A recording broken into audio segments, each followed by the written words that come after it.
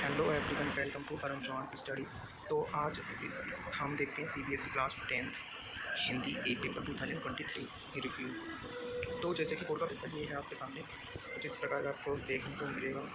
आपका सेट ये 3 है, सीरीज़ 4 ये रहा, ठीक है। और यहाँ पे आपको रोल नंबर फिल करना होता है एंड देन आपका पेपर कुछ इस प्रकार का आता है, जो कि अब यहाँ पे गद्यांश दिया है, इसको पढ़ के आपको आंसर करना है। एमसीक्यू बेस्ड रहा है, तो मतलब ये इतना था कि थोड़ा टफ ही था सर, क्योंकि आंसर इतने अच्छी तरीके जब आप बिल्कुल पढ़ के समझ के बहुत ही अच्छी तरीके से अंडरस्टैंडिंग, ये नहीं कि थोड़ी नहीं लगेगा तो आपको शायद ही आपका आंसर गलत हो जाएगा, आपको मिलेगा नहीं, क्योंकि आपको अंडरस्टैंडिंग बैठा कर आपको सही से इसका आंसर ही पता करना पड़ेगा जब भी पूरे को पढ़ना। उसी से आपका पद्यांश था, जो पद्यांश था वो आपका चॉइस में था, 2 थे जिसमें से आपको एक करना था पद्यांश आपका चॉइस में था। तो चॉइस के लिए आपको क्या करना है बेसिकली कि पहले आपको दोनों को पढ़ना है, मतलब दोनों को पढ़ना है, मतलब एक बार आराम से, क्योंकि आपका 5 मार्क्स ही कैरी करता है, तो आपको दोनों को ही बहुत ही अच्छी तरीके से एक बार पढ़ लेना है, क्योंकि जो जिसमें जो शब्द होते हैं उनके अर्थ आपको अच्छे से आने चाहिए। तो आपको दोनों को पढ़ने के बाद जो आपका सूटेबल लगे उसको याद करना, ये नहीं कि पहला है तो पहले को पकड़ देने लगे, नहीं, जो आपकी समझ पे आपकी अंडरस्टैंडिंग आपको कितना किसके बारे में पता है। जैसे मैंने दूसरी वाला मुझे अच्छी तरीके से ज़्यादा समझ में आ रहा था, तो मैंने दूसरे को चॉइस में रखा, पढ़ा दोनों को जल्दी, मात्र 2 मिनट लगे थे मुझे पढ़ने के लिए। उससे क्या होता है, तो अगर आप उसी में लगे रहोगे आपको समझ में नहीं आया तो आपका टाइम वेस्ट होगा, गलत होगा। तो मैंने थोड़ा सा दोनों को पढ़ के चेक किया कि कितनी मुझे चीज़ें अच्छी है, क्योंकि इसके पीछे जो इसमें गद्यांश समझ क्या होता है, इनके पीछे भाव छुपे रहते हैं, आप इस पंक्तियों के भाव अच्छी तरीके से समझ पा रहे होंगे। तो आपको इसकी प्रैक्टिस तो हर आपको चीज़ को हिंदी करनी। I secure 91 marks in Hindi. तो जैसे आपका ये हो जाएगा, फिर आपकी रचना के आधार पर वाक्य के वेद। तो रचना के आधार पर वाक्य के वेद इसमें क्या होता है, इसमें आपको जो है आपको एमसीक्यू सॉल्व करनी है, तो आपका आ जाएगा। और आपको ट्रिक से, जो कि ट्रिक से होती है हिंदी में, उससे आप अच्छी तरीके से सारे एमसीक्यू, तो आपको पता है ट्रिक से ही आते हैं। तो हिंदी की ट्रिक्स थी, उसको लगा के इस पर मैं वीडियो बना दूँगा, जो कि ट्रिक्स से मैंने इतनी प्रैक्टिस की थी, तो शायद ही नहीं था एक गलत हुआ होगा।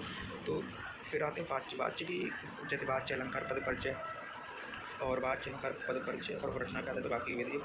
तो 16 नंबर के आए थे, तो इसमें आपको बिल्कुल यही करना है, प्रैक्टिस करनी है, और जो भी ट्रिक्स होती हैं उनको ना देना है। और फिर उसके बाद हम देखते हैं, आपको सैम्पल पेपर में जो पैटर्न दिया गया है वही पैटर्न बोर्ड ने भी फॉलो किया था। तो उसी प्रकार से आपको कारक सारे पता होने चाहिए, कर्ता कारक हिंदी में जो भी आपका जो आपको बताए वो आपको सिलेबस का पूरा ही पढ़ना है। जैसे पद परिचय में आपको पूरा पद परिचय क्लियर करना है पूरा, क्योंकि यहाँ पे एमसीक्यू में आप जैसे एमसीक्यू यहाँ पे से आ जाता है संबंधबोधक, और जो कुछ आया था जैसे मैं यहाँ पे कन्फ्यूज हो गया, संबंध बोधक क्रिया संबंध, तो आपको पूरा ही बिल्कुल अच्छी तरीके से, अगर आपको कन्फ्यूजन नहीं होना चाहिए, क्योंकि एमसीक्यू में यही होता है, अगर आपको कन्फ्यूजन हुआ तो आपका गलत होने के चांसेस बढ़ जाते हैं। हिंदी ऐसा सब्जेक्ट है, आप इसमें स्कोर अच्छा कर सकते हो। फिर आपका आता है अलंकार। अलंकार आपके बिल्कुल ही सिंपल होते हैं, जो आपने जो भी गाइड ली होगी हिंदी में, जो आपकी वो दी गई होंगी वही आ जाते हैं, और थोड़ा ट्रिक्स होती हैं अपने कि दोस्त के लिए, क्योंकि हिंदी के अलंकार तो बिल्कुल सिंपल आए थे, जो थे बुक में थे डिट्टो वही आए थे, उनको तो आप अच्छी तरीके से कर ही लेना। और फिर आपका जो हिंदी का क्वेश्चन आ जाता है, फिर हम खंड खा पे पहुँचते हैं। खंड खा पे, तो यहाँ पर खंड खा आ जाता है, और आपको चैप्टर को अच्छी तरीके से पढ़ना हो, काव्य खंड गद्य खंड बिल्कुल अच्छी तरीके से, क्योंकि आपके जो एमसीक्यू आते हैं वो कहीं से भी कैसे भी आ सकते हैं, बिकॉज एमसीक्यू के लिए भी आपको पढ़ना है, और दूसरा आपको क्वेश्चन भी कहीं से भी आ सकता है, तो आपको उसका भी ख्याल ही रखना है। तो आपको हर एक चीज़ अच्छी तरीके से करनी है, जो आपका आउट ऑफ 100 करना है, तो एक एक चीज़ बारीकी, हिंदी में क्या होता है, एक एक शब्द का अर्थ आपको पता होना चाहिए।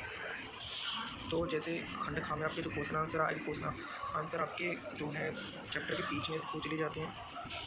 जैसे मोस्ट इम्पोर्टेंट चैप्टर जो कि आपका यही है, राम लक्ष्मण परशुराम का संवाद, और जो कि मोस्ट इम्पोर्टेंट जो दंतुरित मुस्कान, ये बहुत इंपॉर्टेंट है, हर बार क्वेश्चन की उपस्थिति में। और आपका जो निबंध में क्या है, आपको प्रैक्टिस करके जाना है, एक तो निबंध लिख के जाना है, क्योंकि वहाँ पे आपको इतना नहीं हो कि मैं बैठ के सोचूं क्या लिखना है क्या नहीं लिखना है, आपको 2-3 की प्रैक्टिस करके जानी है। जैसे बहुत ही ज़्यादा आप 2-3 की कर लोगे, कहीं ना कहीं आप 2-3 पॉइंट इसमें ऐड ही कर दोगे, क्योंकि आपने पहले से लिखा है, जैसे बेसिक का हो गया, समय पे हो गया, सफलता पे हो गया, और जैसे ही टॉपिक्स आपको मिल जाएंगे, जैसे बुरे समय में ही हार मानना, कुछ आपको बिंदु दिए जाएंगे, जैसे समय होता सबसे बलवान, तो ये कहावत सी होगी, समय होता सबसे बलवान, तो इस पर ही मैंने लिखा था। और दूसरा क्या, जीवन संघर्ष का दूसरा नाम है जीवन संघर्ष, क्योंकि जीवन में संघर्ष होते हैं, तो कंफर्टेबल जो जिस पे हो उसी को आप प्रेफर करना। फिर उसके बाद आपका आता है यहाँ पे पत्र आपके 2 आएंगे, चॉइस में आए थे, बिल्कुल ही आपको टफ नहीं है, बिल्कुल ही ईजी है। और यहाँ पे आपका एक माता का आंचल, मतलब जो आपकी रेफरेंस थी, जो कि कृतिका, उसमें से आपके 3 क्वेश्चन थे, उसमें 2 करने थे, 4 नंबर का था। मतलब कृतिका को आपको इतनी अच्छी तरीके से करना है, उसमें एक तो चैप्टर कम है और ज़्यादा मार्क्स मतलब कम पढ़ना है, ज़्यादा मार्क्स आएंगे, सीधी सी बात ये है। तो आपको कृतिका को छोड़ना नहीं है, तो कृतिका में क्वेश्चन आंसर जितने दिए उतने को बिल्कुल अच्छी तरीके से करना है बस। और फिर आपका जो है चलो, जैसे आपको विज्ञापन हो गया, ईमेल लेखन हो गया, पत्र हो गया, और जैसे शुभकामना संदेश हो गए, इनकी आपको सबको प्रैक्टिस करनी है। तो यही था हिंदी का पेपर 2023 का। I hope this is video helpful to all. Thank you, please subscribe my channel.